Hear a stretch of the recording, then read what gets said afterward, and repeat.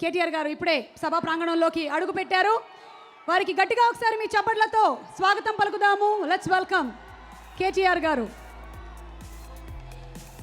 అలుపెరగని మనిషి, ప్రజాసేవే తన ధ్యేయంగా పెట్టుకున్న మనిషి, తండ్రి అడుగుజాడల్లో నడుస్తున్నటువంటి తనయుడు శ్రీ కేటీఆర్ గారు ఈరోజు తన బిజీ స్కెడ్యూల్లో కూడా మన కోసం టైం తీసుకొని ఇక్కడికి రావడం సంతోషకరం అని తెలియచెప్తూ వారికి స్వాగతం పలుకుతున్నాము.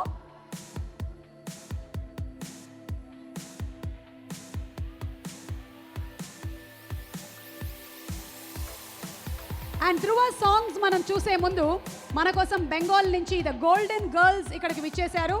So presenting to you the golden act.